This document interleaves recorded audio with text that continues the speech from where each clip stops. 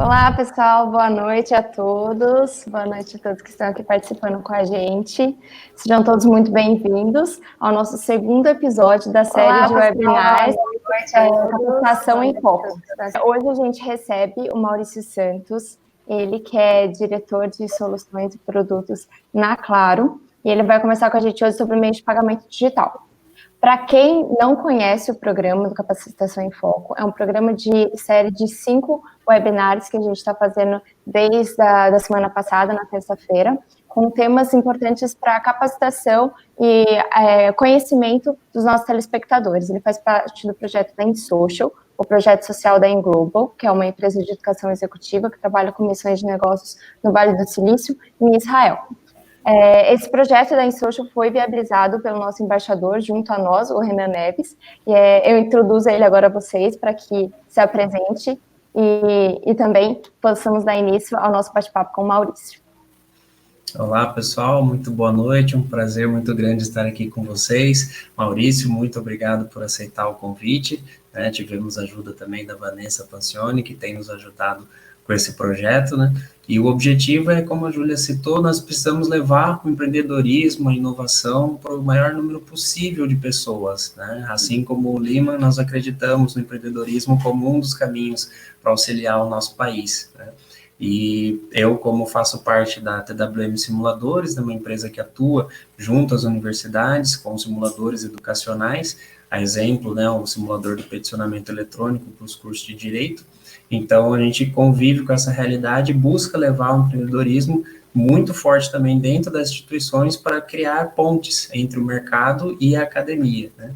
E hoje, o Maurício nos deu a graça dessa presença e passo para que ele faça as maiores apresentações. Legal, obrigado, Renan, obrigado, Júlia. Agradeço também a Vanessa pelo convite de vocês para participar dessa live. É uma honra poder participar desse programa. Eu acredito muito no empreendedorismo como uma das formas de mobilidade social no Brasil, que é um dos pontos fracos que a gente possui e precisa endereçar, mesmo nessa situação de pandemia que a gente está. Eu trabalho na Claro há 3 anos, sou responsável por soluções e produtos financeiros, e vou falar um pouquinho, compartilhar um pouquinho das minhas experiências, um pouco do meu conhecimento aqui para todos vocês em relação a meios de pagamentos digitais, que é um assunto que está em alta nesse momento por várias questões regulatórias, questões de mercado, aumento da competição, novas tecnologias. Então, tem coisa bastante interessante para poder passar para vocês.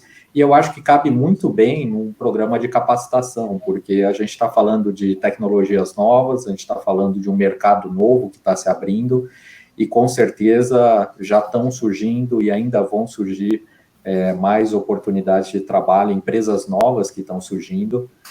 Então, para quem estiver interessado em conhecer melhor o assunto, para poder se aprofundar eventualmente, pensar em alguma função dentro dessas empresas que estão nascendo, com certeza, mesmo nessa situação de pandemia, eu diria que principalmente nessa situação de pandemia, porque os meios de pagamento digitais estão acelerando nesse momento, né, por algumas razões, é interessante em termos de oportunidade de trabalho para muitas pessoas.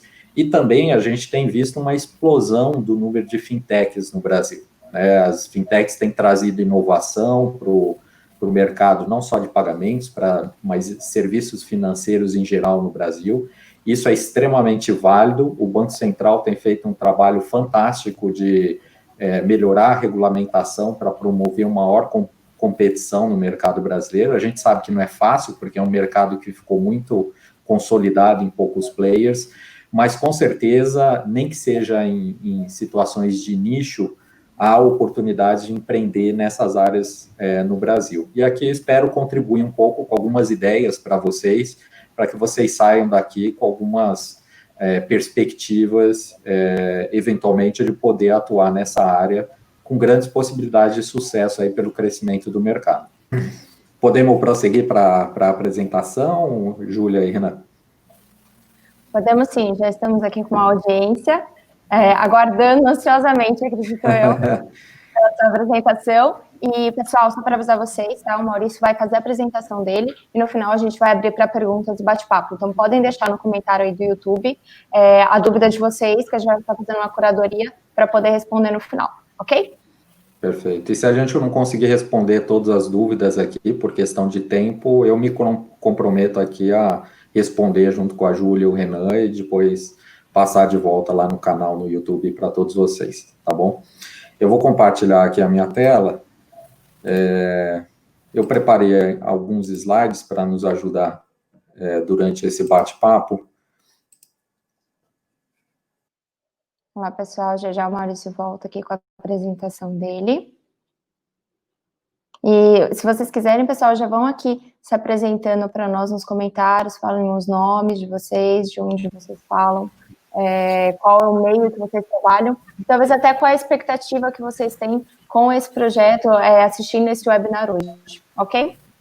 Isso. Quem gostar de maiores informações também sobre o projeto ou sobre a própria apresentação, já pode colocar o seu e-mail e aí a gente faz o envio também. Ok, vamos lá, pessoal? Então, já me apresentei aqui rapidamente, vou explicar um pouquinho a agenda que a gente tem para hoje. A gente vai falar sobre, primeiro, conceitos. Essa é uma apresentação desde pessoas mais leigas, né, que não conhecem muito o sistema de pagamentos brasileiro, não conhecem muitos tipos de meios de pagamento, até as pessoas que são mais especialistas no assunto. Então, a gente vai passar um pouquinho pelos conceitos, vamos falar dos problemas que os arranjos tradicionais de pagamentos trazem, principalmente para os clientes e para os comerciantes, né, para os pagadores e para os recebedores de pagamentos.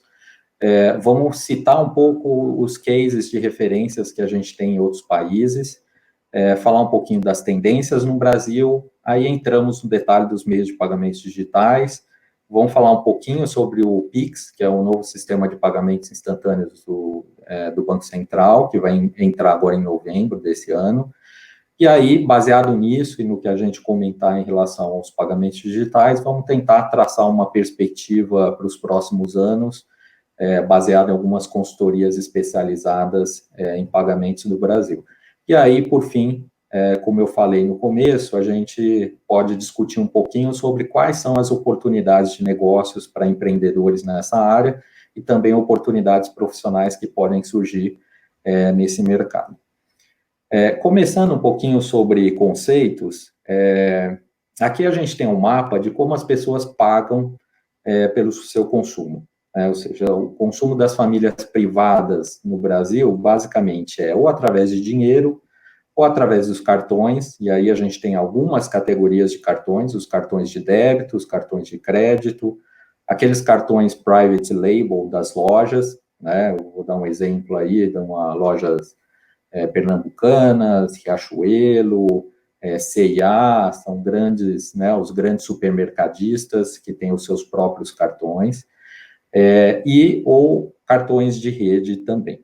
A gente tem os cartões pré-pagos. Cartões pré-pagos são aqueles, por exemplo, que se você quer fazer uma compra num e-commerce, se você não tem cartão de crédito, você pode, muitas vezes, comprar esses cartões pré-pagos no varejo, né, em supermercados, livrarias, em várias lojas, esses cartões estão disponíveis, e aí você faz a carga em dinheiro desse cartão. E aí, a partir desse valor, você consegue fazer pagamentos em e-commerce. Foi assim que nasceu, principalmente, né, essa geração de cartões pré-pagos que a gente tem hoje. E aí você tem tantos de uso restrito, né, que você consegue fazer transferências entre um cartão e outra da mesma categoria, ou de uso amplo, que são aqueles que têm a bandeira Mastercard ou a bandeira Visa, que você tem uma interoperabilidade maior. O cheque, que cada vez mais cai o uso dele, mas ainda é uma coisa que existe. E aí a gente tem outros meios de pagamentos que são tão importantes quanto esses, né? Ou seja, as transferências eletrônicas, né? Seja as TEDs, seja os DOCs, que cada vez mais as pessoas utilizam. O famoso boleto, as faturas, né? Que a gente paga, né? Seja a conta de água, a conta de luz, né? De esgoto, e outras concessionárias, mas também muitos e-commerces também partiram, né, para utilizar o boleto eletrônico, para que a pessoa faça o pagamento da sua compra no e-commerce. Então, isso cada vez mais está comum. O débito automático em conta, que é aquele débito que você programa, né, na sua conta, como, por exemplo, da conta de telefonia ou da conta de luz. Os carnês, muitas vezes, quando você faz um financiamento, um parcelamento de uma compra, ou você tem aqueles carnês da escola, do seu filho, que você, na verdade, é um conjunto de boletos, né? Ou você tem os carnês que você paga na própria loja, né? Como é o caso famoso das Casas Bahia. E muitas vezes você também tem aqueles casos do fiado, né? Você deixa para pagar depois e o dono do bar lá anota num caderninho para te cobrar posteriormente. E você também tem a forma de pagamento não monetária, que é através de trabalho, né? É o escambo, a troca de uma coisa. Isso, apesar da gente achar que não existe mais, ainda existe em zonas mais distantes, zonas menos povoadas, mais interioranas do Brasil, isso ainda existe, né? A pessoa, um fabrica farinha, o outro pesca, e um paga o outro através de uma troca, isso ainda é comum em alguns lugares do Brasil. Falando um pouquinho de números, né, e aqui a gente traz 2007, 2017, aí a gente traz um período de 10 anos para a gente comparar o que está acontecendo com esses meios de pagamentos para o consumo privado, né, aqui não estamos falando de consumo de empresas, né, pagamentos entre empresas, estamos falando basicamente do consumo privado das famílias. Então, em 2007, a gente tinha 45% de pagamento em dinheiro, isso caiu para 39% em 10 anos, né? E do outro lado, os pagamentos que estão aqui em azul com cartões aumentaram de 18% para 33%, né? E o valor total do consumo, a gente pode observar ali, que também aumentou de 2,9 tri para 4,1, né, que também foi um aumento em função, né, do aumento da economia, do PIB nesse período de 10 anos.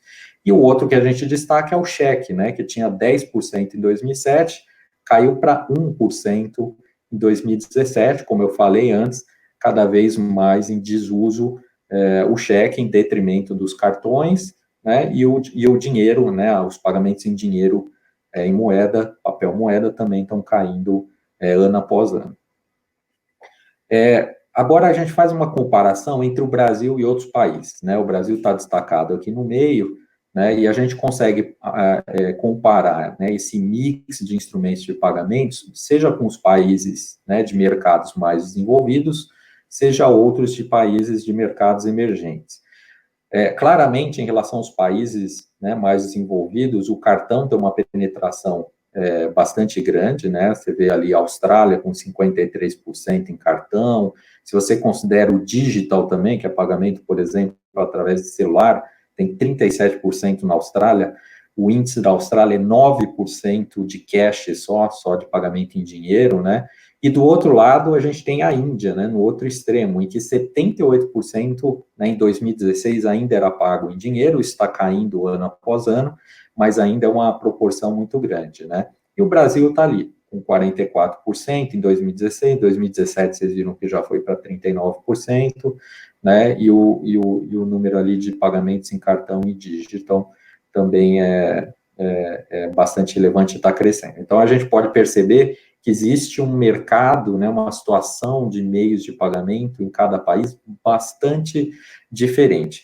É natural, muitas vezes, a gente olhar para países como a China e falar, olha, vamos adotar alguma coisa que deu certo na China, no Brasil. Não necessariamente aquilo vai funcionar. E um dos fatores é essa característica diferente do mercado. Também tem características como a cultura das pessoas, tem características como o nível de digitalização das pessoas, tem aspectos regulatórios, então tem vários aspectos que são diferentes de um país para outro. Ainda nessa questão de conceito, em relação a cartões, seja débito, seja crédito, a gente sempre tem essa estrutura que a gente mostra aqui, que é o que a gente chama de arranjos abertos, né? A gente sempre tem a bandeira, né, que aqui o mais famosa é a Mastercard ou a Visa, né, mas também tem a Elo, tem outras bandeiras. A gente tem o emissor, né, que é o banco, nesse caso, é o banco que gera o cartão de crédito ou o cartão de débito. A gente tem a credenciadora, que é a responsável pela maquininha, né, que o lojista utiliza, e ali a gente tem o portador, né, que é quem tem o cartão que vai fazer o pagamento, e o lojista que está recebendo pelo serviço prestado. E algumas vezes há um facilitador de pagamento, que são tecnologias, muitas vezes plugadas nos sistemas de POS dos lojistas, que fazem com que ele consiga atuar com várias credenciadoras, né? Às vezes a gente vê que o lojista tem aquela maquininha da credenciadora e outras vezes ele tem aquele PIN pad, né, que é aquele tecladinho que não tem nenhuma marca de nenhuma adquirente ou credenciadora, né? Isso significa que ele está integrado no POS, através de um software que se chama TEF, que faz ali uma integração daquele PIN pad com um sistema que se integra com uma ou mais credenciadoras. Então, esse é o arranjo tradicional. Aqui a gente tem do lado direito algumas explicações sobre quem faz o quê, tá? Mas, em linhas gerais, a credenciadora é aquela que é responsável, né, pelo processamento, ou seja, ela é quem disponibiliza a maquininha para o lojista, muitas vezes é comodato, muitas vezes é comprado, né, pelo lojista, e ela faz todo o processo de liquidação, né? Aí você tem a bandeira, a grande função da bandeira, ela é a instituidora, né, do arranjo de pagamento. Então, ela que controla as regras desse arranjo de pagamento, né, a organização, a estrutura, fiscaliza as normas operacionais de segurança. Então, ela garante, e ela é quem padroniza, né, para que todo mundo se integre no mesmo padrão e que haja uma interoperabilidade. E o emissor é o banco, no fim das contas, é quem tem o dinheiro do portador, né, e que vai permitir fazer aquele pagamento para o lojista. E o emissor é quem emite o cartão, né, seja de débito, seja de crédito, para aquele cliente que vai fazer o pagamento. Então, essa é uma estrutura básica dos arranjos de pagamento, que a gente chama de arranjos abertos. Como que funciona o fluxo da transação? Ele é bastante lógico, né? Ou seja, o portador, né, que é o cliente, utiliza o seu cartão com a maquininha, o lojista, nesse momento, né, ele utiliza a maquininha e essa maquininha se integra com o sistema da credenciadora para fazer o processamento. Isso passa pela bandeira, existe aí uma questão de verificação de limites, né, de crédito, e depois que o banco emissor, né, confirmou que o cliente tem limite, por exemplo, num cartão de débito, ele tem limite, ele tem saldo em conta para fazer aquela transação, isso retorna, né, para a maquininha para que autorize aquela transação, aí emite lá o papel do comprovante para o cliente, para o lojista, e é concluída a compra. Existe também um outro fluxo, que é o que a gente chama de fluxo de liquidação, ou seja, o portador, aí no caso de cartão de crédito, por exemplo, ele precisa receber uma fatura que o emissor envia uma vez por mês, e ele precisa fazer esse pagamento, e depois esse fluxo fecha com o lojista recebendo esse pagamento na conta do seu banco. Ele tem um banco cadastrado junto à credenciadora dele, e ali é onde ele vai receber os créditos por todos os pagamentos, né, que ele recebeu dos seus clientes. E aí existe um delay, existe um tempo para que esse crédito ocorra, né? Então, o lojista, às vezes, recebe no mesmo dia, em alguns casos, dependendo de quem é adquirente, ele recebe em um dia, ou ele recebe em 2 dias, se for débito. Se for crédito, ele recebe em mais dias, e ocorre o que se chama de antecipação de recebíveis. Muitas vezes o lojista quer receber aquele pagamento que foi a crédito, que ele só vai receber dali 20 dias, por exemplo, ele já quer receber amanhã, porque ele está com uma necessidade de fluxo de caixa. E ali ele, junto com o banco dele, né, ou com a credenciadora, ele pede uma antecipação do recebível, e aí é cobrado uma taxa de juros, obviamente, porque é um crédito que está sendo dado a ele, e ali é antecipado. Então, nesse arranjo, né, as credenciadoras e os bancos também ganham através da antecipação de recebíveis, através de cobrança de juros. Quais são as taxas envolvidas em todo esse processo? Vocês já devem ter ouvido por algumas vezes sobre a taxa de desconto, né, ou o famoso MDR, né, que é o Merchant Discount Rate. Essa é a taxa que é descontada do lojista, né? Então, quando o cliente paga R$100 numa compra, na verdade, o lojista não vai receber aqueles R$100 na conta dele posteriormente. Ele vai receber R$98. Ele vai ter um desconto de 2%. Essa taxa, ela remunera o sistema, né? Então, ela não vai só remunerar o credenciador, ou seja, o credenciador fica com uma parte desse valor, desses R$2, né? Mas uma outra parte é transportada para o banco emissor, que também é remunerado no que a gente chama de taxa de intercâmbio, né? Que é o outro item que está mostrado aqui nesse slide, né? Então, a taxa de intercâmbio, ela está embutida na taxa de desconto. Então, vamos supor que desses R$2, R$1 fica para o credenciador e esse outro R$1 fica para o emissor. Tem também uma tarifa que é cobrada pela bandeira. A bandeira cobra, como a gente pode ver ali, tanto do emissor, quanto ela cobra uma taxa do credenciador. Então, essa também é uma taxa que existe, que não faz parte ali, não é automaticamente descontada, né, da taxa de desconto, ou da de intercâmbio, que são automáticas, mas elas também são pagas pelo credenciador e pelo emissor junto à bandeira. Então, é assim que funciona esse sistema.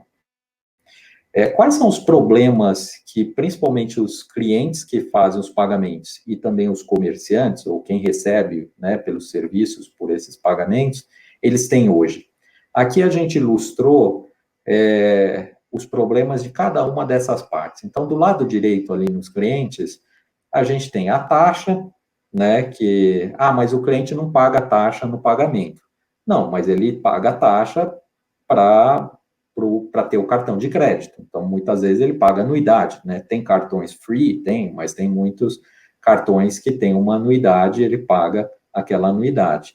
Ele tem um problema de fraude e roubo, né? Quantas vezes o seu cartão não foi clonado, não foi roubado, e você teve um problema em relação a isso. Há problemas para o cliente relacionados aos riscos de armazenamento dos dados do cartão nas compras online, principalmente. Você digita os dados do seu cartão, agora o sistema está mais sofisticado, né? Os bancos têm gerado o que ele chama de cartão virtual, né? Para compras virtuais, com o código de validação, que é um código que ele é alterado periodicamente. Então, isso dá mais segurança, né, para que uma pessoa não copie os dados do seu cartão e possa fazer uma outra compra online utilizando o seu cartão, né? Mas esse é um fato, existe hoje uma porcentagem muito grande, né, que a Mastercard, a Visa apuram periodicamente, mostrando quanto que das transações online são fraudadas ou são rejeitadas, né, pelo comerciante ou pelo gateway de pagamento do comerciante, porque ele suspeita que é uma fraude. A gente também tem um problema dos desbancarizados, quer dizer, os clientes desbancarizados não têm acesso a esse sistema, né, de pagamentos. Você tem o risco do dinheiro, que como o cliente está desbancarizado, ele tem que ficar carregando o dinheiro, também tem um risco aí de roubo, furto. E também o problema da burocracia, né, ou seja, para abrir uma conta em banco, para ter um cartão, geralmente esse processo é bastante burocrático, com muitos passos, muita documentação, muito demorado e muitas vezes cheio de tarifas que são cobradas pelos bancos. E do lado do estabelecimento comercial, a gente também tem outros problemas, né? A gente tem as taxas que eles pagam, né? Aí a gente está falando do MDR, que eu expliquei no slide anterior. A gente tem os custos dos terminais, que eles têm que pagar pelas maquininhas, seja ele comprar, seja ele alugar.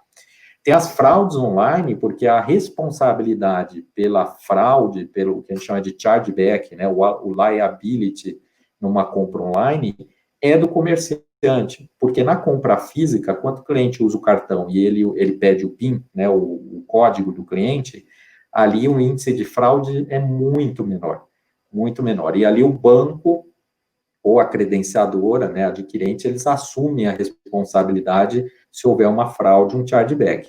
No caso das compras online, né, não presenciais, a responsabilidade é do comerciante. Por isso que muitos comerciantes, muitos e-commerces, rejeitam o seu cartão de crédito por suspeita de fraude, porque a fraude, né, se ele não recebeu aquele dinheiro, paciência, ele que fica com o ônus dessa situação, né, em geral. Também tem a burocracia do estabelecimento comercial se cadastrar, tem a maquininha, receber e tal, tem o risco do dinheiro se ele não está embutido no sistema, ele não tem a maquininha, tem que carregar dinheiro, né? E muitas vezes a gente vê a quantidade de pessoas no mercado informal, os autônomos, né, que não têm acesso a esse sistema e continuam, né, na informalidade. E acho que agora ficou claro, através do auxílio emergencial, mais do que 50 milhões de pessoas, ficou claro o índice, né, a quantidade de pessoas nessa situação informal, né, que eles chamam de os invisíveis, né, no sistema financeiro e de pagamentos do Brasil. Além desses problemas para o cliente comerciante, também tem um problema relacionado às tarifas, né, que são consequência do baixo nível de competição. Só contando uma historinha aqui para vocês, né, não sei, talvez quem tem um pouquinho mais velho, né, como eu, sabe que anteriormente a gente tinha a maquininha da Redcard e a maquininha da VisaNet. A maquininha da Redcard só funcionava com a bandeira Mastercard, e a maquininha da VisaNet só funcionava com a bandeira da Visa. Então, eram arranjos completamente não interoperáveis, né, distintos, de tal forma que os comerciantes tinham que ter várias maquininhas, 2 ou mais, dependendo da bandeira. Então, eles perguntavam para você, o seu cartão é Master ou é Visa? Se é Master, ele trazia a maquininha da Master, né, da Redcard. Se era Visa, ele trazia a maquininha da VisaNet. Então, ele tinha um custo duplicado ali de ter 2 maquininhas, ter uma logística mais complicada, né? Então, tinha uma série de desvantagens, e, além disso, era um mercado consolidado com 2 grandes sistemas de pagamento. A primeira coisa que o Banco Central fez, anos atrás, foi garantir a interoperabilidade, ou seja, a maquininha da VisaNet, que virou, né, Cielo posteriormente, e a maquininha da Redcard, que virou Rede posteriormente, passaram a atuar com todas as bandeiras, né, o Master, a Mastercard, a Visa, a American Express, a Elo, que surgiu posteriormente, a Hipercard, a Hiper, que estão até aqui do lado direito desse slide, né? Só que o que o Banco Central achava, né? E o Banco Central abriu para que outras adquirentes passassem a atuar no mercado. Então, aí surgiu a Elavon, que depois virou Global Payments, né? Depois virou Stone, né? Foi comprada pela Stone. A gente tem a Global Payments, a gente tem a PagSeguro, e outras aí menores, né? A PIN, a maquininha da Credicard, e outras que foram surgindo, né, aí no mercado. Só que o grande problema é que, ao mesmo tempo que houve esse movimento, né, de abrir o mercado das adquirentes, inserir novos players nesse mercado, e que todas atuem com todas as bandeiras, ocorreu o que esse slide está mostrando aqui para vocês. Ou seja, os grandes bancos compraram as adquirentes e verticalizaram o negócio. Então, olha lá, o Santander, ele é o dono da GetNet. Então, ele verticalizou o negócio, ou seja, ele é o banco emissor e, ao mesmo tempo, ele também tem uma adquirente, que é a GetNet, né? E atua com a Visa, com a Mastercard, né? Com a Amex e com a Hipercard, conforme é mostrado aqui por essas setinhas.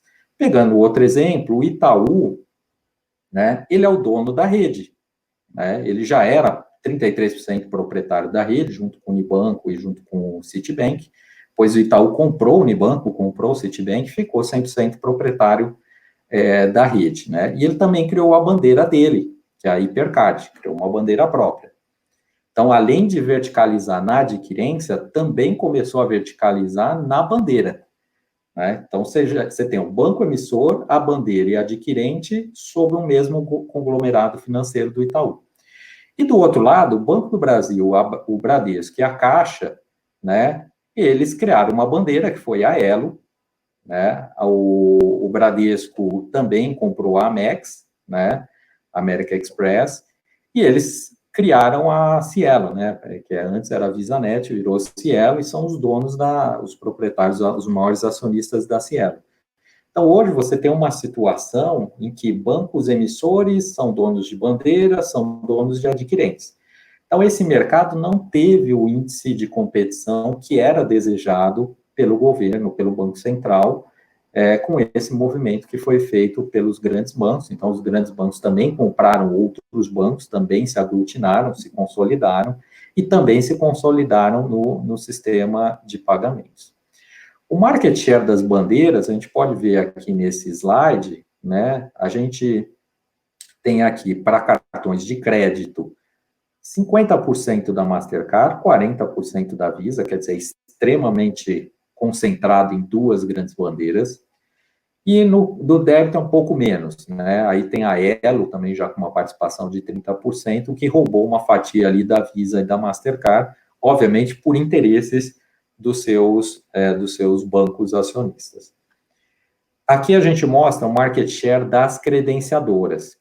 Então, melhorou? Melhorou a situação. Quando a gente compara 2016 para 2018, a gente vê que houve uma desconcentração, né? Ou seja, aqui a gente via que em 2016 a rede tinha 32% de market share, caiu para 28%, a Cielo sofreu mais, caiu de 47% para 40%, né? E nesse tempo surgiram, né, com umas fatias um pouco maiores, a PagSeguro, né, a Stone, né, e a GetNet, que já era grande e ganhou mais um pouco de mercado, foi de 9% para 12%.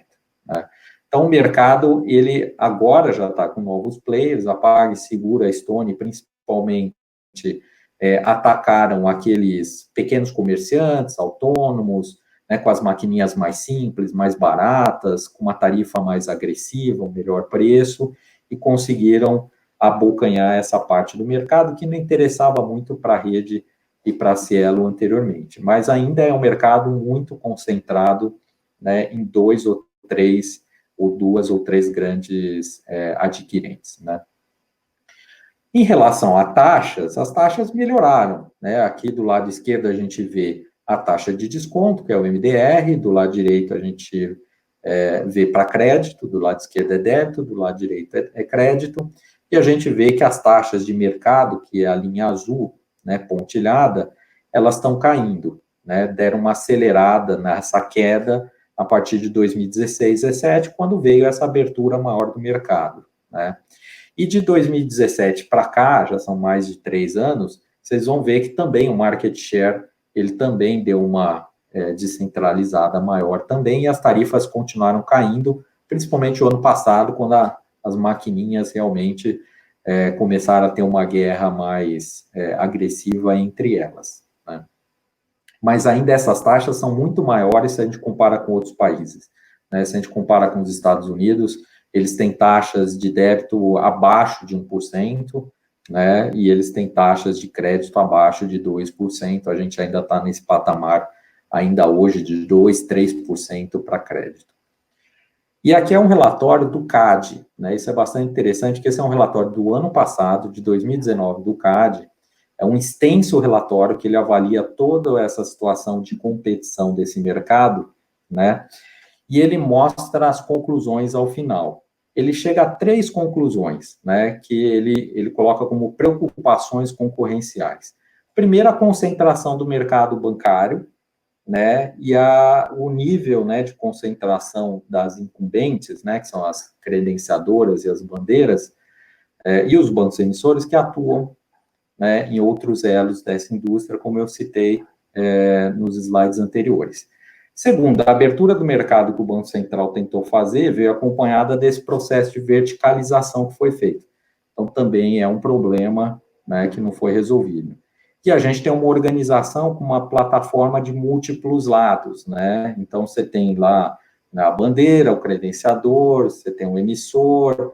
Então, não é um sistema simples, de tal forma que para o CADE ou para outros reguladores analisarem a concorrência, é uma coisa complexa, não é uma coisa muito simples, tem muitas variáveis, tem muitas interdependências, não é uma única taxa que se analisa, são várias, né? Então, ele e tem vários tipos de modelos de cartões, de modelos de pagamento, então ele é um pouco complexo para se analisar em termos de competição. Disso derivou ações, por exemplo, do Banco Central, que eu vou explicar um pouco mais à frente, que foi o pagamento instantâneo, né, que visa aumentar a concorrência no mercado de pagamentos do Brasil.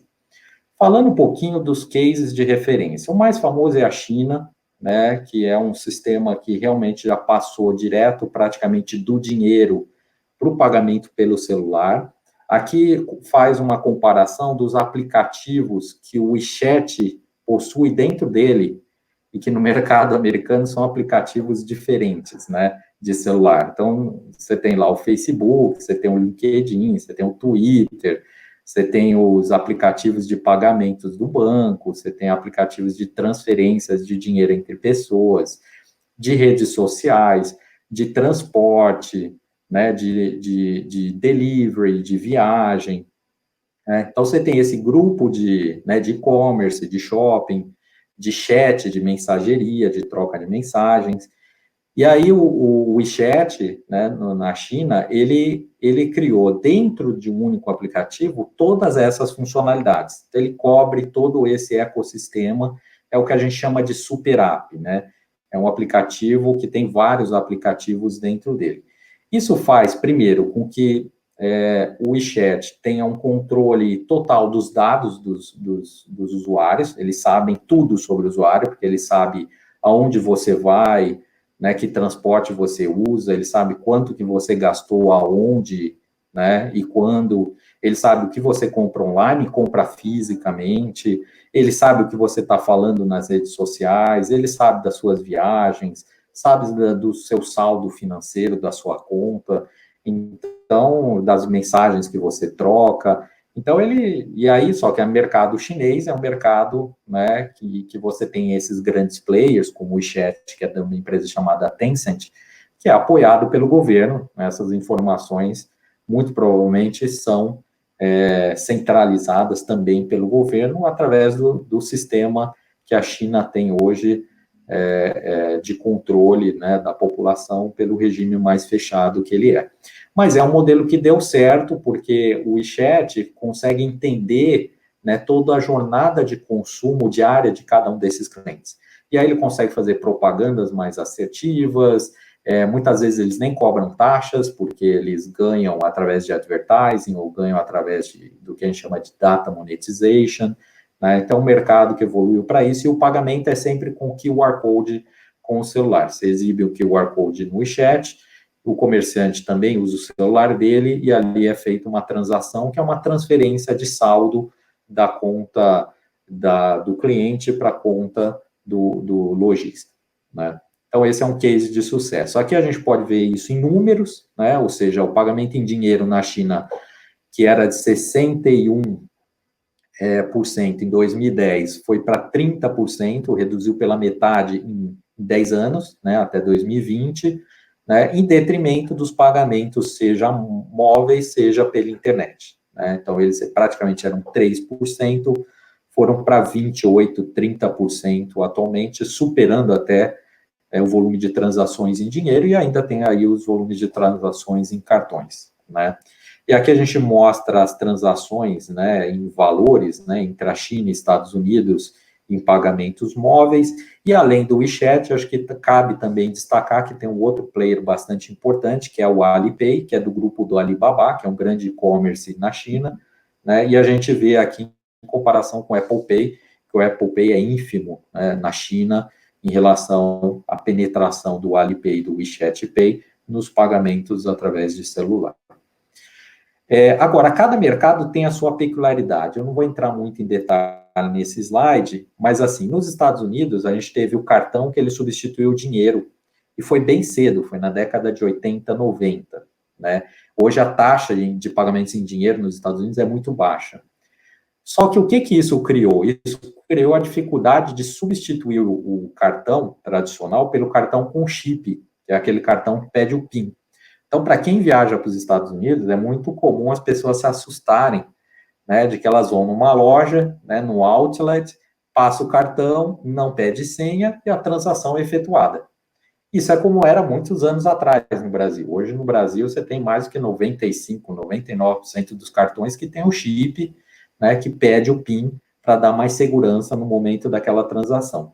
E nos Estados Unidos, isso não decolou. Não decolou muitas vezes porque eles acham que não vale a pena, porque o índice de fraude é muito menor do que no Brasil, né? E, por outro lado, isso reduz a velocidade do pagamento. O pagamento fica mais lento, gera mais fila, né? E o americano tem aquela cultura, né, de economia, de capitalismo, de venda, né? Quanto vender mais rapidamente, melhor, e com índice de fraude baixo. E quando ocorre a fraude, né, de fato, existe uma penalidade, muitas vezes os fraudadores são encontrados.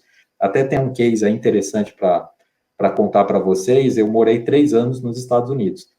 E eu estava lá, eu acho que há um mês, né? No primeiro mês primeiro, segundo, terceiro mês, acho que dentro de 3 meses, o cartão da minha esposa foi clonado, né? A gente não sabia onde, mas houve transações que não fomos nós que fizemos. Eu liguei para o cartão, bloqueei o cartão, pedi o chargeback, né?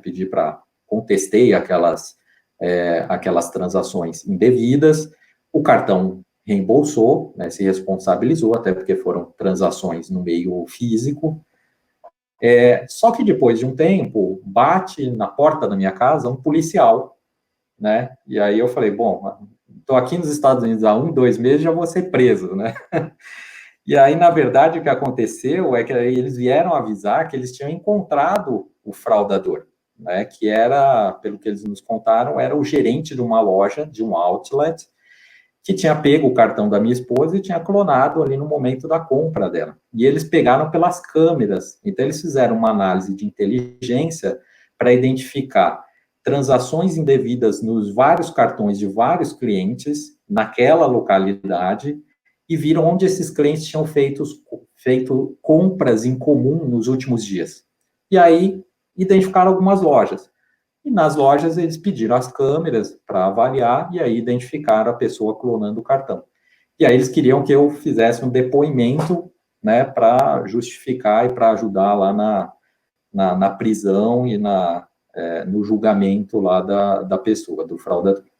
Então, nos Estados Unidos, realmente ocorre um nível menor de fraudes e quando ocorrem, existe um sistema, né, de polícia, de investigação e judiciário que funciona.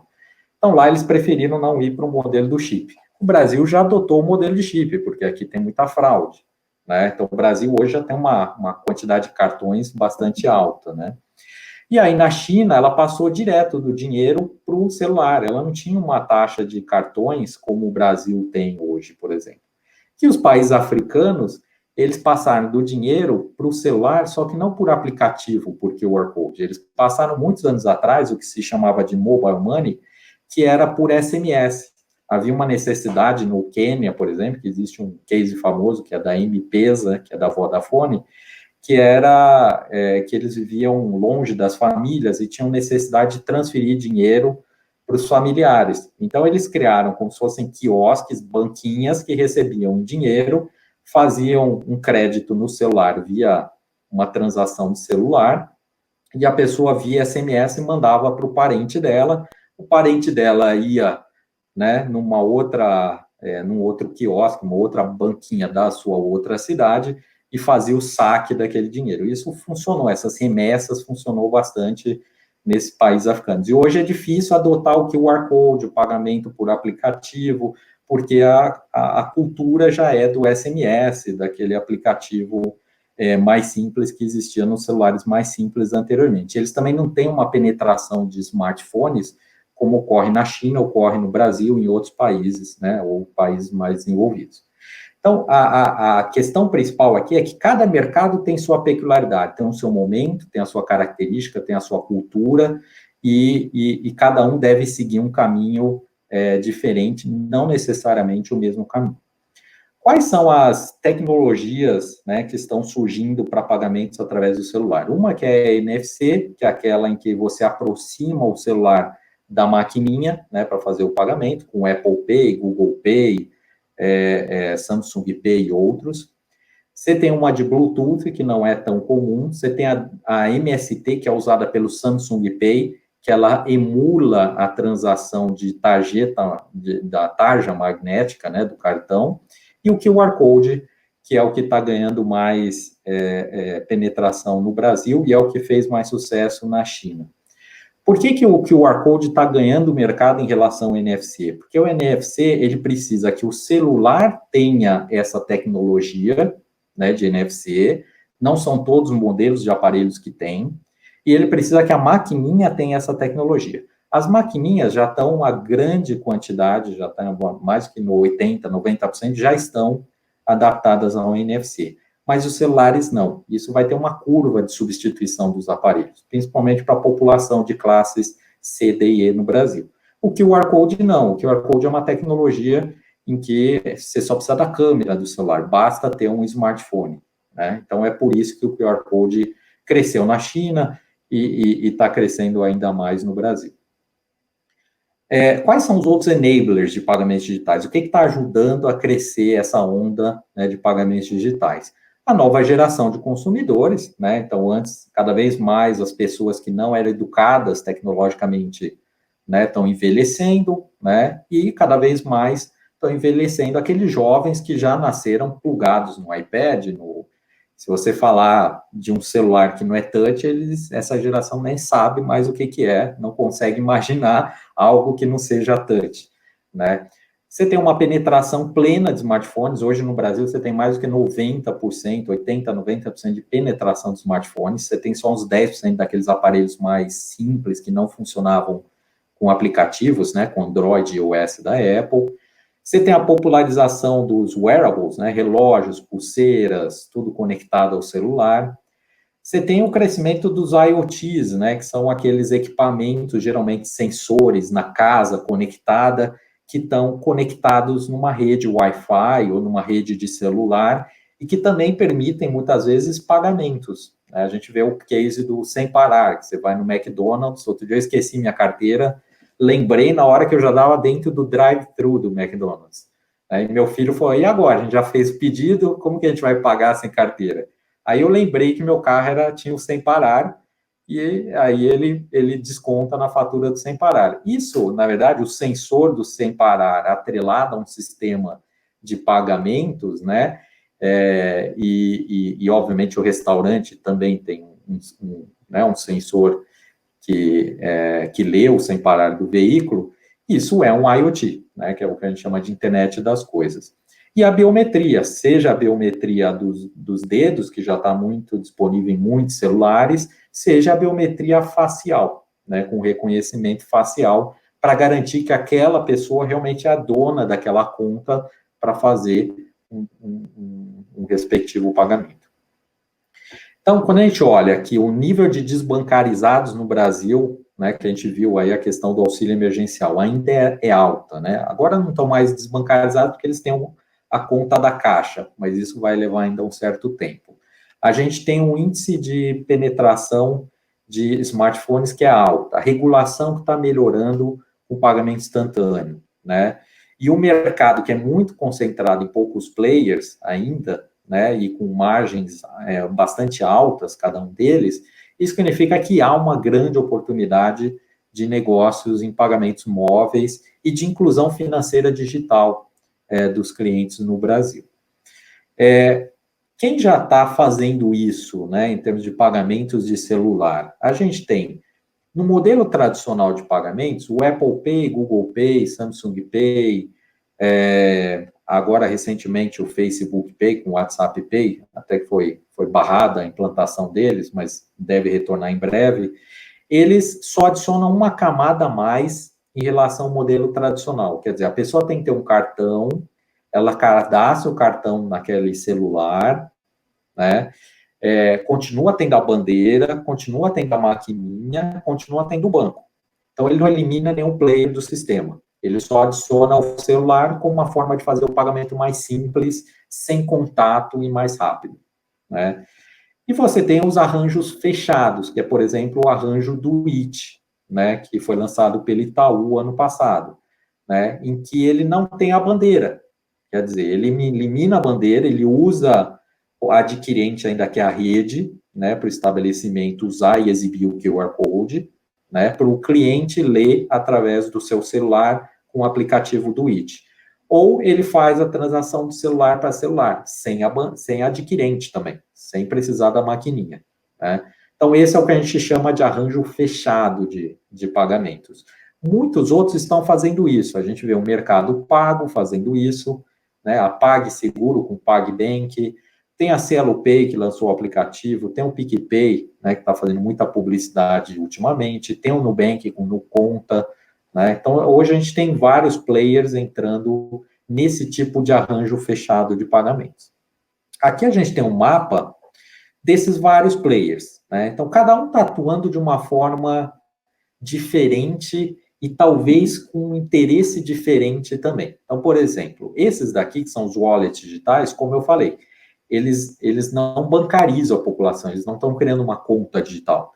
Eles só estão facilitando o pagamento pelo celular, mas cadastrando o cartão de crédito ou de débito que você já tem que ter, né?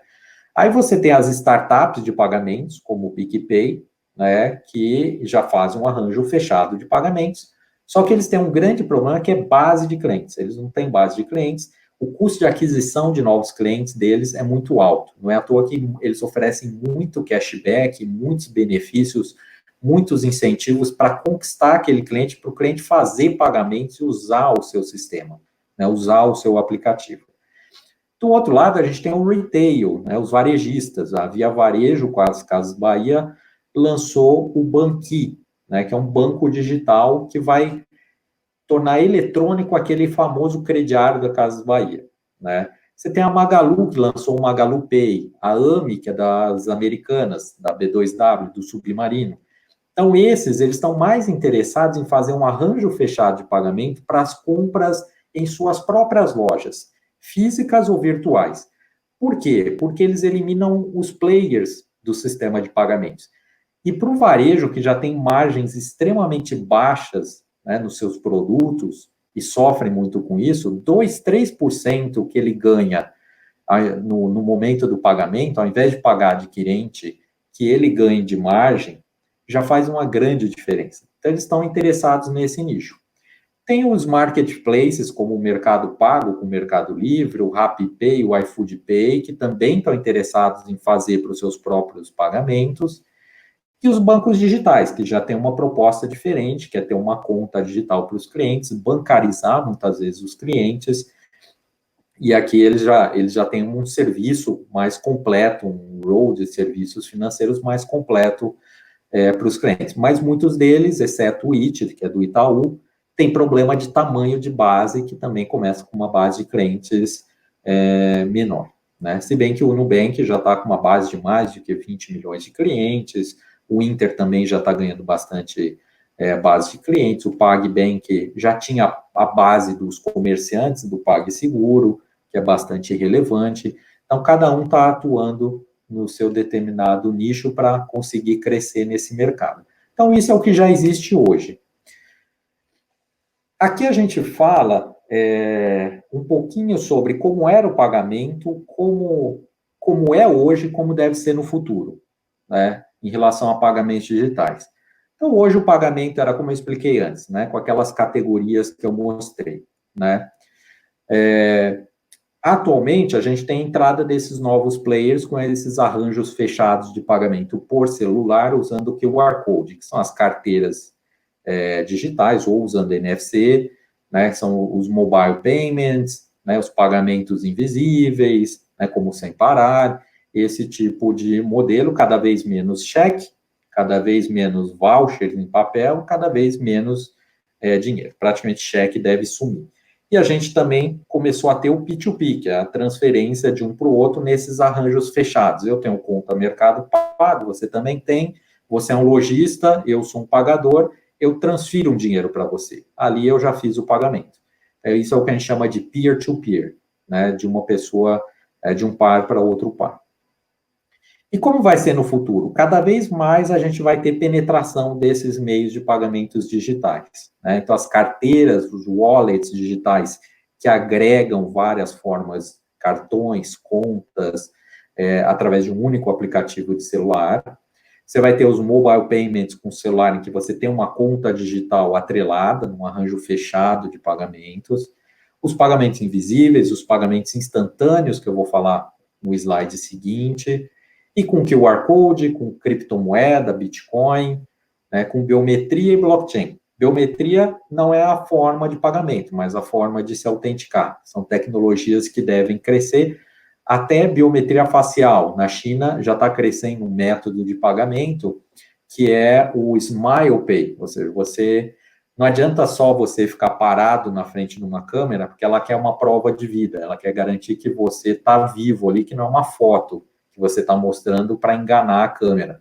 Né? Então, você dá um sorriso, no momento que você sorri, ele autentica, sabe que é você, já tem associado a você um número de conta, se você tiver saldo, ele debita e pronto, você pagou o seu McDonald's. Então, é assim que deve funcionar no futuro também para todos nós. O que é o pagamento instantâneo do Banco Central? Que é um assunto que todo mundo tem ouvido bastante, né? Ele já tem até uma marca, né, que é Pix, né, Powered by Central Bank, né, by Banco Central, e aqui ele tem uma estrutura de como ele vai funcionar. Então, entre o recebedor e o pagador, você tem o que eles chamam de os provedores de serviços de pagamento, que tem a conta transacional, né, o participante indireto, o participante direto, né. O participante direto é quem vai estar integrado diretamente ao Banco Central, né. E o indireto é que se integra a um participante direto, e aí se integra ou com o lojista ou com o recebedor, tá? Simplificando, o Banco Central, ele passa a fazer qual função? Ele passa a ter um diretório em que ele associa nome da pessoa, CPF, e-mail da pessoa, número de celular, né, e outros eventuais dados dessa pessoa, né, e os dados da conta da pessoa. Em qualquer banco ou qualquer fintech. Não necessariamente precisa ser um banco, pode ser na conta que você tem no PicPay, pode ser a conta que você tem no IT, tá? Não precisa ser necessariamente uma conta do Itaú, do Bradesco, do Santander. Tá? Outra coisa que o Banco Central vai fazer, além de ter esse diretório de cadastro, ele vai fazer a liquidação, que vai garantir uma interoperabilidade. Então, isso vai permitir com que, se eu tenho uma conta do IT e quero transferir dinheiro para um lojista que tem uma conta no Itaú, eu consigo. Se eu tenho uma conta no Nubank ou no Conta e quero transferir para alguém que tem no Bradesco, também vai ser possível. Então, ele vai garantir essa liquidação. Isso em real time, no máximo em 10 segundos. Ou seja, o crédito para o lojista, que muitas vezes demoraria 1 dia, 2 dias para ele ter o dinheiro na conta de um pagamento, vai ser instantâneo. E também não tem aqueles horários da TED. Né? Hoje você tem uma TED que só funciona até 5, 5 e meia da tarde, não funciona de final de semana. Então, quando você faz uma transferência para alguém, né, só na segunda-feira que vai cair na conta da pessoa às 9, 10 da manhã. Não vai funcionar mais assim, é 24/7 por 365 dias no ano. Então, se eu quiser fazer uma transferência para uma outra pessoa física, eu faço e em 10 segundos está na conta da pessoa.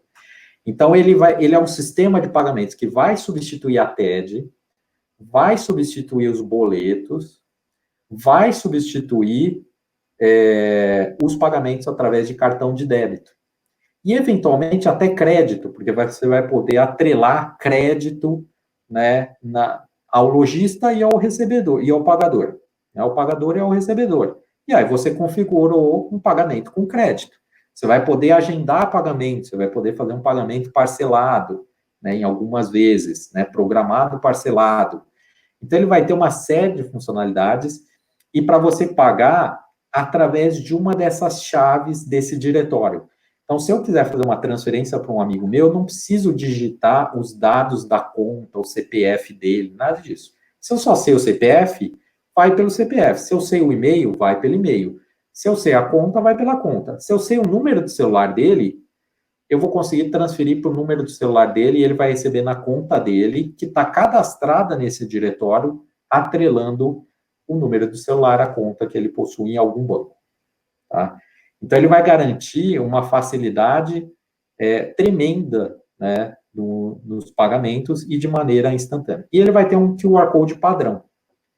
Hoje é muito comum a gente ir num restaurante, né, e em cima do restaurante tem várias plaquinhas, né, do lojista. Ele tem uma plaquinha com QR Code do iFood, uma do Rappi, uma do PicPay, uma do Mercado Pago e assim em diante, né, uma do Eat.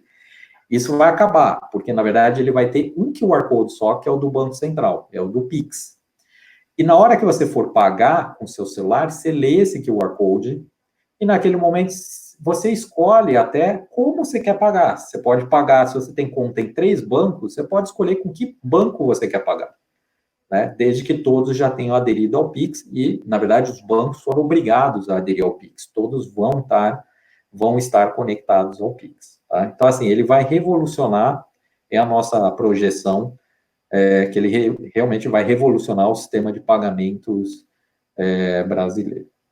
Aqui eu vou compartilhar com vocês um vídeo que é bastante interessante do marketing que o Banco Central está fazendo para estimular o uso do Pix até antes dele ser lançado. Ele vai ser lançado em novembro e ele já está fazendo uma campanha para mostrar os benefícios do Pix. Eu vou fazer aqui uma troca para o YouTube e aqui o vídeo fica disponível no site, na página do Banco Central do YouTube.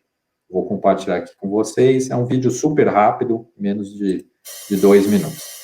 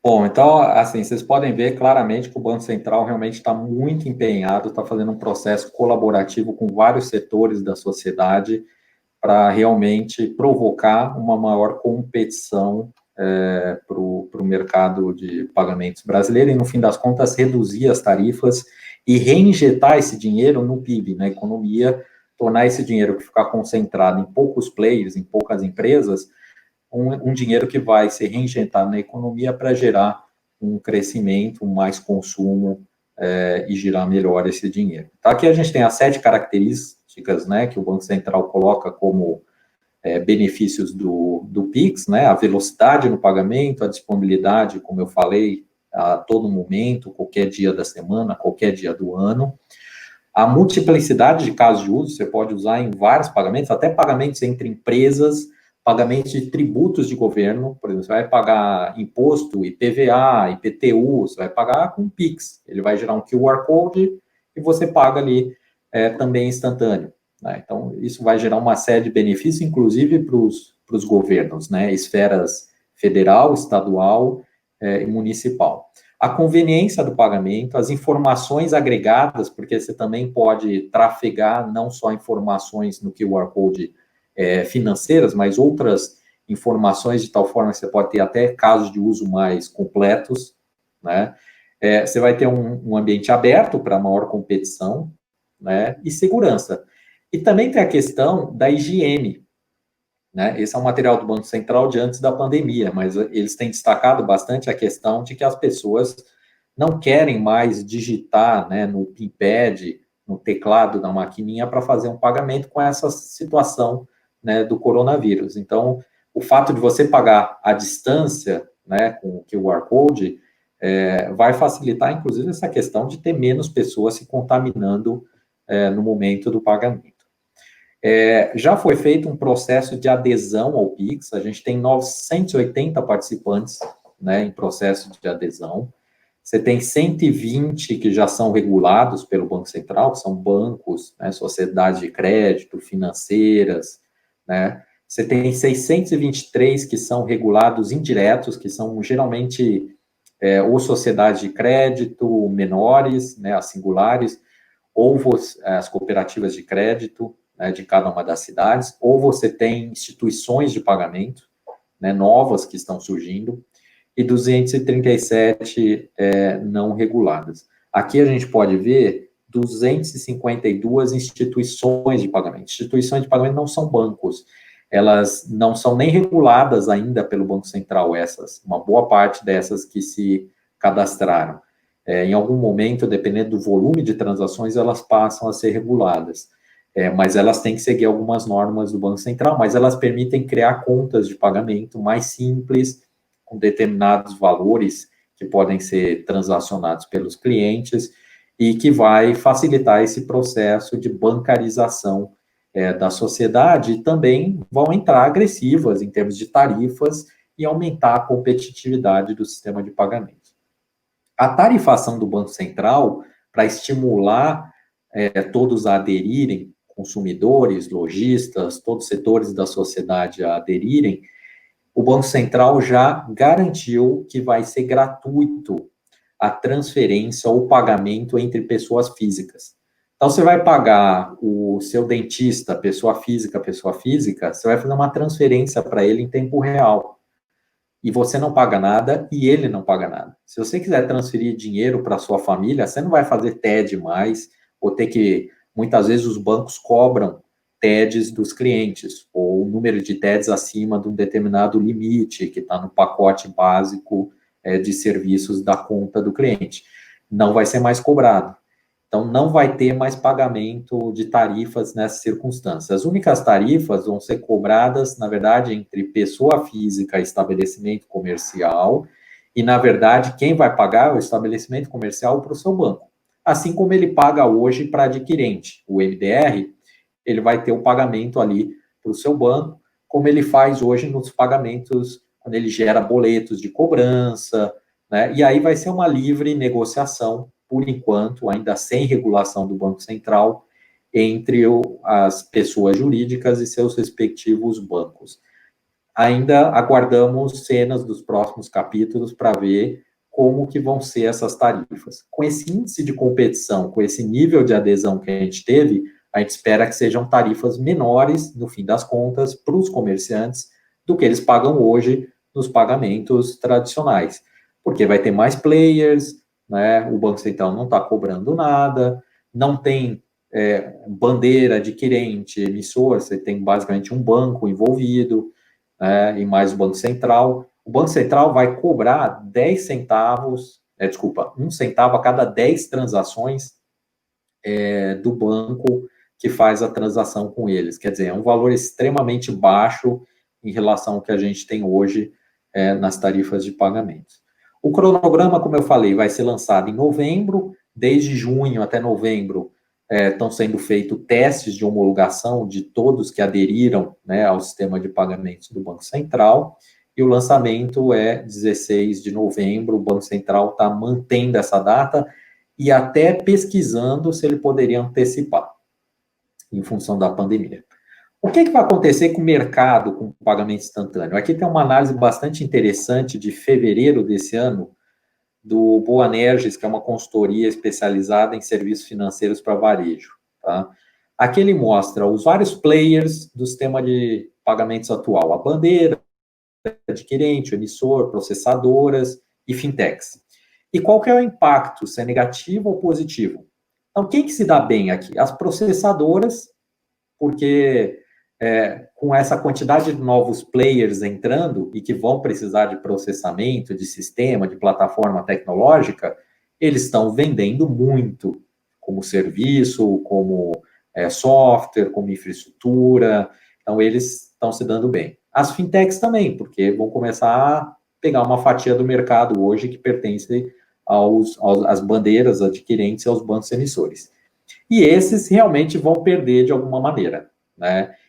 A bandeira, praticamente, com os pagamentos instantâneos, ela não participa do negócio, então ela some, né, com pagamento instantâneo, as adquirentes perdem uma boa parte, porque você não vai precisar da maquininha, você vai poder receber diretamente através do seu POS, se você é um varejista grande, usa, né, um sistema de automação comercial, ou você vai receber pelo celular, às vezes você é um lojista pequeno, um profissional autônomo, informal, né? Os bancos emissores vão continuar existindo, porque tanto o lojista quanto o cliente precisam continuar tendo conta, né? Conta bancária, e então eles perdem menos, né? Mas eles perdem naquele fluxo de pagamento, na taxa de intercâmbio que eles ganham, né? As margens devem cair, né, desses players, o volume deles devem cair e, obviamente, a rentabilidade também deve cair. Por meio de pagamento, o que o pagamento instantâneo vai substituir? A gente acha que ele vai substituir bastante o cartão de débito, né, então é uma alta intensidade de impacto. O de crédito é baixa, porque nesse momento ele não tem crédito atrelado, é uma coisa que ainda vai ser desenvolvida pelos players e pelo Banco Central. Os cartões de loja, a gente acha que é um impacto baixo também, aí tem os outros, né? O dinheiro, com certeza, é um impacto mais alto, as pessoas vão preferir pagar com o celular do que pagar, né, a pagar com dinheiro. As TEDs vai ser um impacto alto, porque ninguém vai ficar pagando TED para o banco se vai poder fazer PIX de graça em tempo real, enquanto que a TED precisa esperar até ser creditada na segunda-feira, se você faz no final de semana. E os boletos devem reduzir sensivelmente, porque no e-commerce você vai pagar com PIX, você não precisa pagar mais com boleto se você não tem cartão de crédito, né? Porque hoje as pessoas geram boleto porque não tem cartão de crédito, aí paga o boleto para fazer uma compra online. Através do PIX, ela vai poder fazer o PIX através da conta corrente que ela tem, uma conta de uma instituição de pagamento. Existem ainda desafios para isso crescer, né? Tem as questões socioculturais, né? O uso do dinheiro, se você vai para, principalmente regiões mais pobres do Brasil, norte, nordeste, população mais humilde, né? Ou população mais idosa, acostumou a usar o dinheiro, existe um desafio realmente dessas pessoas se digitalizarem. Mas eu até falo para os meus amigos, até a minha mãe já é viciada em celular, adora celular, usa as redes sociais e tem 74 anos. Quer dizer, esse não é um grande desafio. A gente acha que, né, seja os idosos, seja mesmo a população mais humilde, menos educada, né, inclusive tecnologicamente, pode chegar a aderir pelo pagamento celular. Até na China existem mendigos que mostram uma plaquinha de QR Code para receber uma esmola. E a pessoa lê com o celular o QR Code e dá a esmola para uma conta free que ele tem, como é possível haver no Brasil. Basta para ele ter um celular simples, né? Você tem o custo de tecnologia, de substituição por smartphones, tem o baixo conhecimento tecnológico da população em alguns casos, né? Você tem o poder econômico, esse sim, eu acho que é um grande desafio, o poder econômico dos grandes bancos. Vocês viram o que aconteceu antes, eles também vão querer se reinventar e participar do pagamento instantâneo e forte. Ou eles vão comprar as fintechs que começarem a crescer. Quer dizer, aqui a gente acha que realmente é um desafio mais relevante, né? E aí tem outras questões aqui que a gente também coloca aqui, mas acho que não tão relevante quanto essa questão da competição, do poderio dos grandes bancos. Falando um pouquinho das projeções, a gente falou lá atrás de 2007 a 2017, agora vamos olhar os próximos 10 anos, 2019 a 2029. Né? Aquele 39%, que agora é 31% em 2019 de dinheiro, né? A gente espera em 10 anos virar 11%. Os cartões ou pagamentos móveis, né, de 39%, a gente espera chegar a 48%, num cenário conservador. né? E os pagamentos instantâneos, eles podem ir do 0 a 11% num cenário conservador ou 20% num cenário mais agressivo. Essas são projeções dessa mesma consultoria que eu citei anteriormente. Então, ou seja, realmente a gente deve pagar menos com dinheiro, pagar mais com celular, seja usando um cartão, seja usando um pagamento instantâneo, como seria o Pix do Banco Central. Aqui a gente olha um pouquinho mais em relação a um tempo mais longo, né? Estamos olhando até 2050 aqui, e aí o pagamento instantâneo, existem projeções aqui é um cenário mais provável de chegar a 17% do total de pagamentos, né? O dinheiro cair a 3%, né? E os cartões se manterem, seja com cartão, seja pagamento com cartão com o celular, em 51%, ainda crescer em relação a hoje. E para finalizar, 2 temas. Primeiro, quais são as nossas projeções em termos de experiência do cliente? Como que os consumidores pagarão nos próximos anos, né? Não é só com celular, a gente fala muito do pagamento digital com celular, mas não necessariamente. Aqui a gente tem 2 slides que ilustram, através de uma consultoria especializada em pagamentos, que é a Payments, que tem um newsletter aí internacional, que mostra mundialmente quais são as tendências. Então, por exemplo, a gente tem os assistentes de voz, né, da Amazon, do Google, né, que fica na casa, que você conversa, que tem uma inteligência artificial.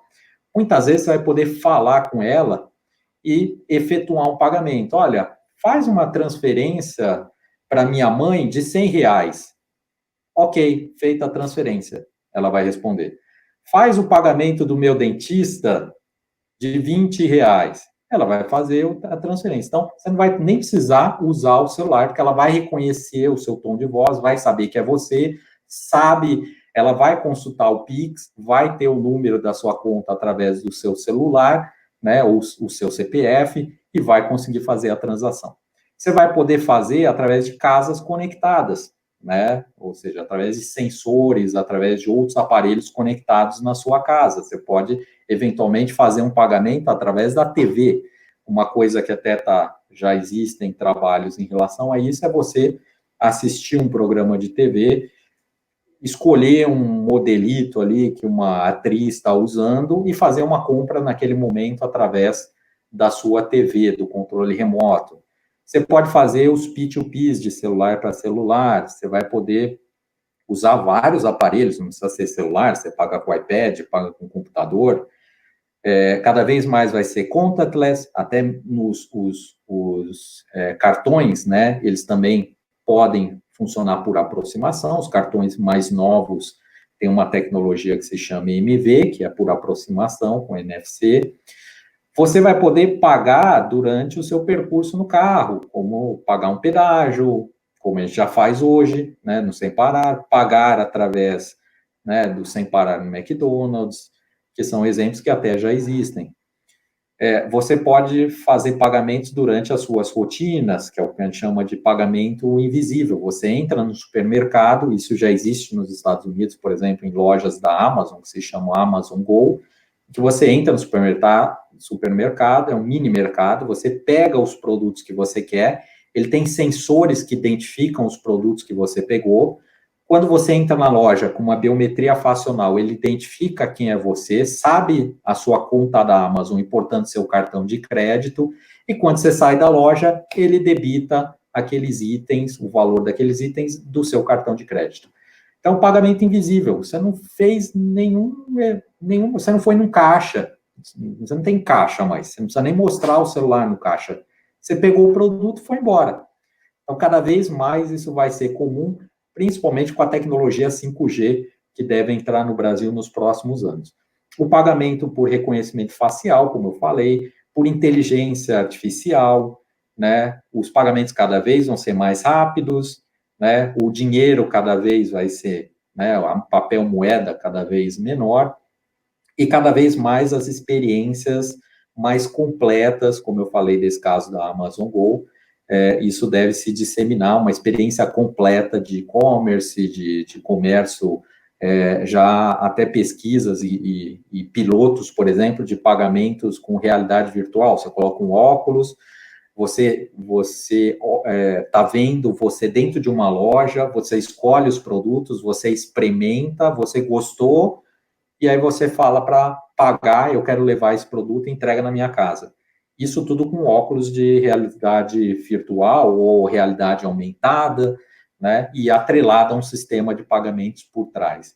Então, cada vez mais a experiência de pagamentos vai ser contactless, vai ser fluida, vai ser uma melhor experiência para o cliente e menos custosa, seja para ele, seja para o lojista. E, por fim, o que a gente enxerga de oportunidade para os empreendedores ou profissionais nesse cenário no Brasil, né, especificamente? Você tem novas fintechs, essas 255 instituições de pagamento, muitas são fintechs. Você tem as novas instituições de pagamento surgindo, né, que precisam de mão de obra especializada, né, principalmente em tecnologias digitais, mas também pessoas de fraude, pessoas de ciências de dados, pessoas de vendas, pessoas de segurança da informação, de back-office, de operação, de atendimento. Então, todas elas vão ter que se estruturar para ter essas áreas e ter esse tipo de profissional. Você tem a reinvenção das incumbentes. Então, a Cielo, a rede já criou o IT, né? E conversando com a rede, eles falam o seguinte: olha, se é para eu morrer, é melhor eu morrer através de uma empresa que eu criei, que é o IT. Né? Então, essas empresas, a Cielo criou a Cielo Pay, né? A GetNet também está se reinventando, a Stone também, a PagSeguro com PagBank. Então, cada uma delas, né, está se reinventando, vai precisar de profissionais mais inovadores, mais empreendedores. Você tem cada vez mais aqueles sistemas que eu citei antes, de plataformas de Bank as a Service. Né? Isso já cresce, já está sendo necessário agora, nessa fase de homologação para o Pix, né? E já há várias empresas novas ou que entraram nesse segmento há pouco tempo e que estão crescendo bastante nesse segmento. Aí você tem a necessidade de homologação no Pix, que precisa de mão de obra, seja nos bancos tradicionais, né, seja nos novos players desse segmento. A transformação digital do varejo. O varejo também vai ter que fazer adaptações nos seus sistemas de automação comercial, no seu modus operandi, né, inclusive na experiência do cliente para aderir ao Pix, ao pagamento instantâneo. Então, precisa de gente capacitada nessas áreas, né, ou de empreendedores que ofereçam soluções para os varejistas. A pandemia também tem a nova normal, que constitui um cenário também diferente, inclusive para essa questão de pagamentos contactless.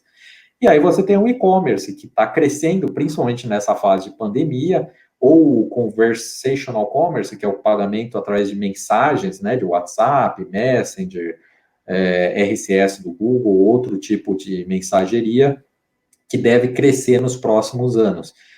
E com a pandemia acelerou. E que também precisa de profissionais. Tem muitas empresas que não estavam no e-commerce ou estavam fracas no e-commerce, que estão sofisticando, estão criando as suas lojas virtuais. E aí precisa de mão de obra também especializada ou de parceiros de negócios, empreendedores nessas áreas. Então, em geral, essa situação do mercado abre várias oportunidades para quem realmente é criativo, é inovador, estudioso, está aderente ao novo contexto, está antenado, né, ao novo contexto, e que muitas vezes vai olhar alguns nichos e aí surge uma oportunidade, seja profissional, seja para criar uma empresa ou sofisticar o seu negócio atual, tá bom? Bom, queria agradecer a todos, a palestra foi mais longa do que a gente planejava, mas eu acho que tem vários temas interessantes que eram obrigatórios a gente cobrir para poder, né, falar fim a fim desse contexto que a gente tem em meios de pagamentos no Brasil, que está em voga, né, ou seja, está em alta, todo mundo está falando muito, e mesmo para os leigos é bastante interessante aprender um pouco sobre isso. E aqui ficam os meus contatos, Quem quiser mandar e-mail para mim também, independente aqui das perguntas, conversar mais em relação desses temas, dar sugestões, também estamos à disposição. A Claro, nessa área de serviço financeira, trabalha não só com os bancos tradicionais, seguradoras, mas também com insurtechs, com fintechs. A gente busca uma simbiose entre os ativos que a Claro tem, né, como base de clientes, comunicação, marca, tecnologia, né, de comunicação, de conectividade, com players de segmento financeiro que são inovadores e que possam propiciar uma experiência de para o cliente da Claro diferenciada para serviços financeiros também. Então, eu queria agradecer a Júlia e o Renan, passo a bola aí para eles, pelo tempo aí disponível para a gente poder compartilhar esse conteúdo de hoje. Muito obrigada, Maurício. Eu acho que até pelos feedbacks que a gente teve aqui nos comentários, foi uma palestra, assim, muito interessante, muito rica, com muitos conhecimentos, explanações sobre temas que às vezes a gente vê por aí, mas não entende bem o que está acontecendo.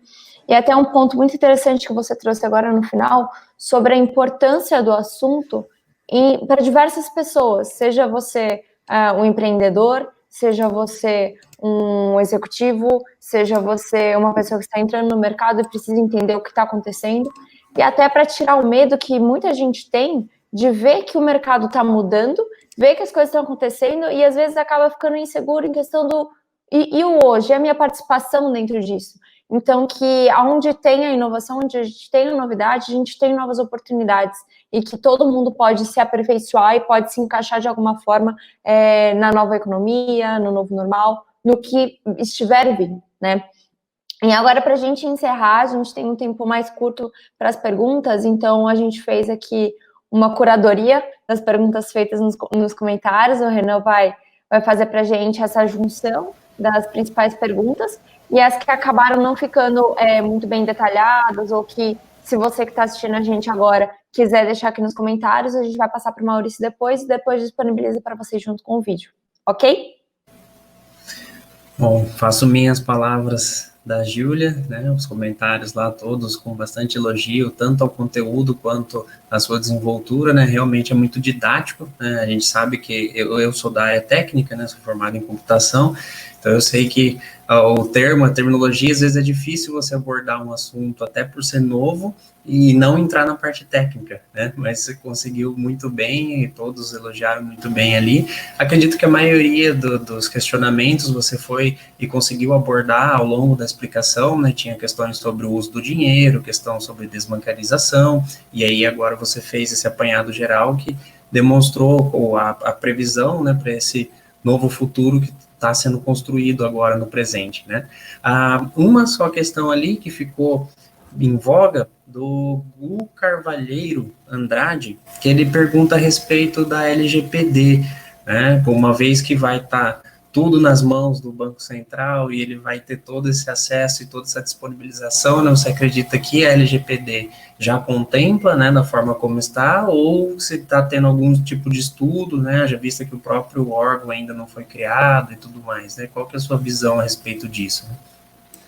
Sim, a LGPD é um tema extremamente importante nessa questão. O Banco Central está muito preocupado em relação a isso, e por isso até uma das razões que ele se antecipou, criou o PIX, tem uma regulação bastante completa em termos de segurança, compliance e privacidade de dados dos clientes, que está sendo feita, uma boa parte já foi desenhada, através dessa regulação do Banco Central do sistema de pagamentos instantâneos.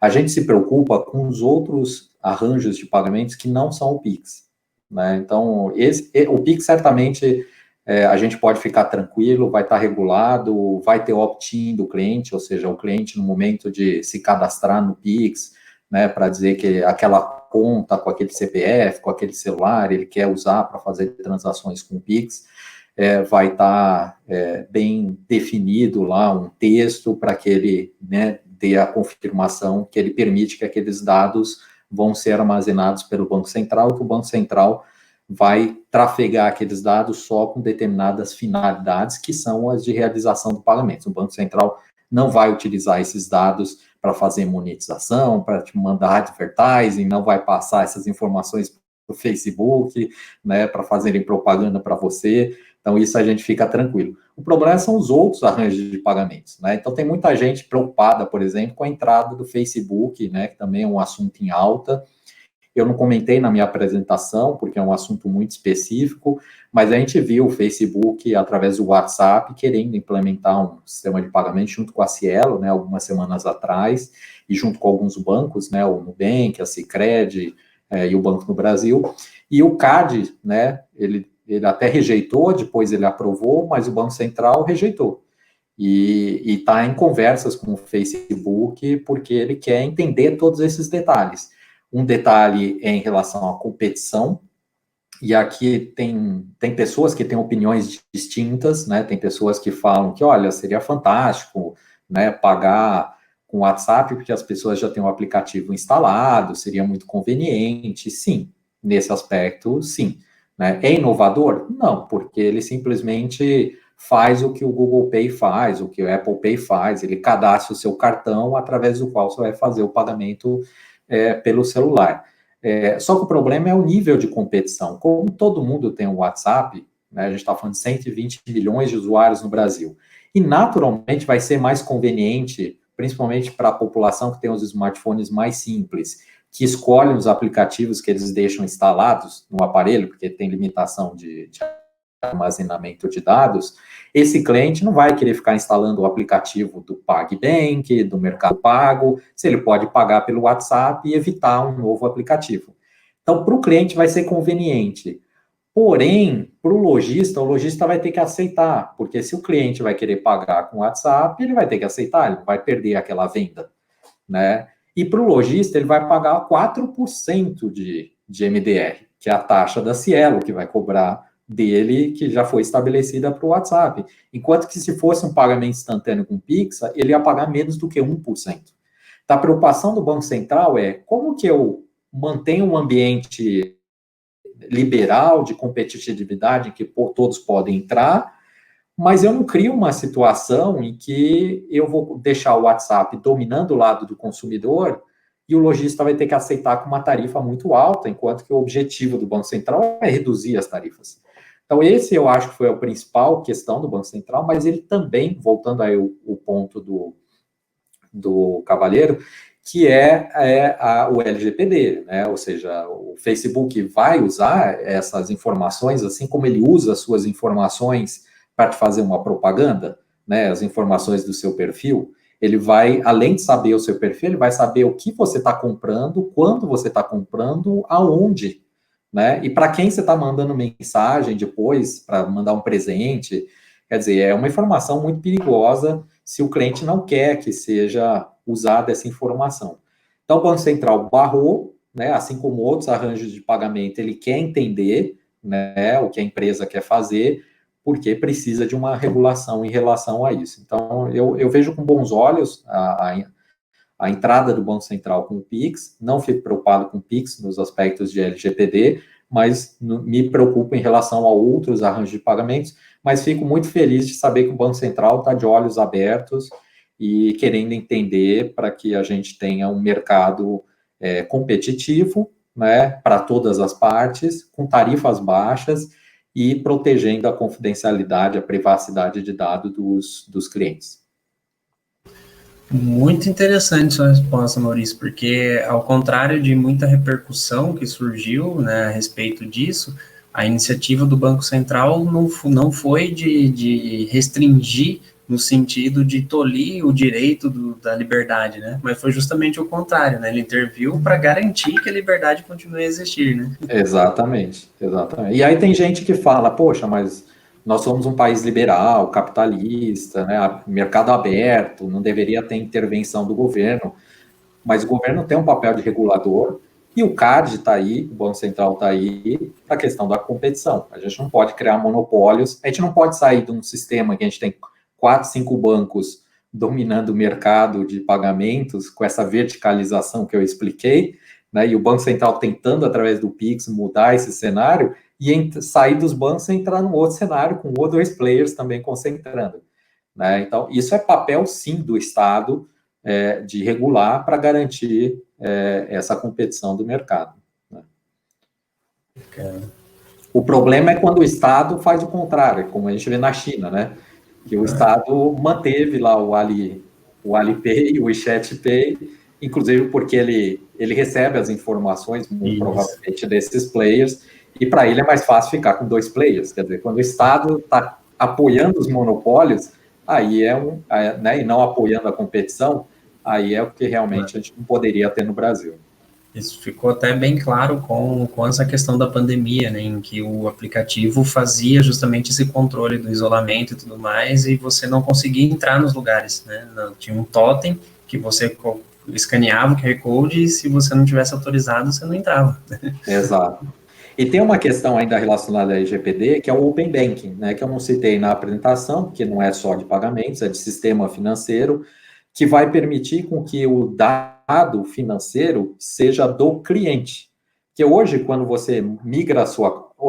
quando você compara, por exemplo, as operadoras sofrem muito com o que a gente chama de jogo de rouba-monte, né? Até o presidente da Claro, o José Félix, ele já falou isso até no evento de uma Future Call. Pô, as operadoras ficam brigando de rouba-monte, porque um cliente sai de uma operadora, vai para outra, vai para outra, vai para outra, e vai baixando os seus valores de plano, né? E as operadoras são muito competitivas no Brasil, apesar de existirem 4 ou 5 operadoras, mas é bastante competitivo, né?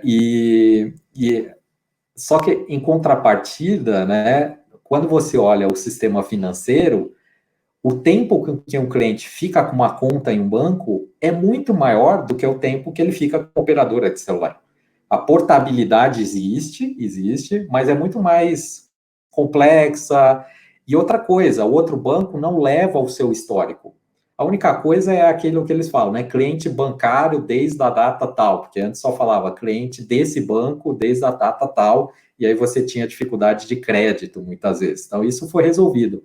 Mas o outro banco não tem seu histórico de crédito, não tem seu histórico de investimentos, né? E nem você tem, né? Quando você sai de um banco. E o Open Bank vai acabar com isso. O dado é do cliente. Então, se eu estou saindo do Santander, estou indo para o Itaú, eu vou levar esses dados comigo, eu vou autorizar o Itaú a mandar esses dados ou o Santander a mandar esses dados para o meu novo banco, para o Itaú, e aí o Itaú vai continuar fazendo uma análise de crédito, de investimentos, usando o meu histórico bancário, e não só o histórico que eu tenho com o novo banco.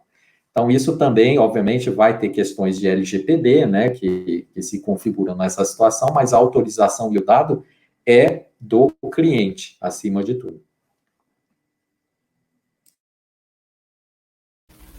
Muito legal. Gente, a gente vai ficando por aqui, tá? Maurício, de novo, muitíssimo obrigado pelo seu tempo, por todo o seu conhecimento. Acho que todas essas informações também são coisas muito novas e que trazem sempre uma mudança muito grande. Então, a gente sempre tem que estar atento ao que vem. Até sigam o Maurício nas redes sociais, no LinkedIn, que acho que são players muito interessantes para a gente se manter atualizado, para a gente buscar sempre conhecimento, aproveitar esse momento de pandemia, onde existem vários canais de informação para a gente ver o que está acontecendo. E a questão da informação, do conhecimento e desenvolvimento foi o que liderou esse nosso projeto do Capacitação em Foco, né? Que é a vertente da InSocial, que é trazer o conhecimento para toda a sociedade e ajudar o Brasil a se desenvolver e sempre trazer o melhor dentro das empresas, dentro dos profissionais. Então, eu queria encerrar, novamente, obrigado, Maurício, e trazer para vocês as datas e temas dos próximos episódios, dos nossos próximos webinários da série de Capacitação em Foco, e também agradecer ao Maurício e ao Dante, que foi o nosso último palestrante. Tá bom? Então, coloca aí em tela a foto, né, das capacitações e para mostrar que realmente é necessário essa capacitação, né? O mundo não parou, né? Você vê a previsão aí é para novembro com um estudo de antecipação Então, se a liderança não colocou lá o seu CFO, não colocou o seu financeiro para analisar todas essas questões, a hora que volta, toma um outro impacto, um outro choque, porque não se preparou para o que está acontecendo, né? Está sendo divulgado, os estudos estão sendo feitos, né? Então, vai acontecer. Então, a gente montou temas que se entrelaçam justamente para que a capacitação seja o foco. Bacana, então a gente vai pôr aqui na tela. Maurício, você quer dar um último recado aí para o pessoal? Não, eu só queria reforçar que eu me comprometo a responder todas as perguntas que surgiram, que foram colocadas aqui no chat. Entre hoje e amanhã eu vou estar respondendo todas elas, porque, pelo que eu estou vendo aqui, são várias perguntas muito interessantes. Eu gosto do assunto, com todo prazer eu vou estar respondendo. E agradeço a Júlia, o Renan e a Vanessa pelo convite, novamente. Fico à disposição para outros eventos, para falar de outros temas, se necessário, nesse programa de capacitação. Vou assistir às outras palestras, são extremamente interessantes, com certeza, e convido a todos a também assistirem às outras palestras, porque acho que essa é uma excelente iniciativa e que a gente tem que dar todo o apoio, e agradecer a todo mundo que participou hoje. Obrigado, boa noite a todos. Boa noite, muito obrigado.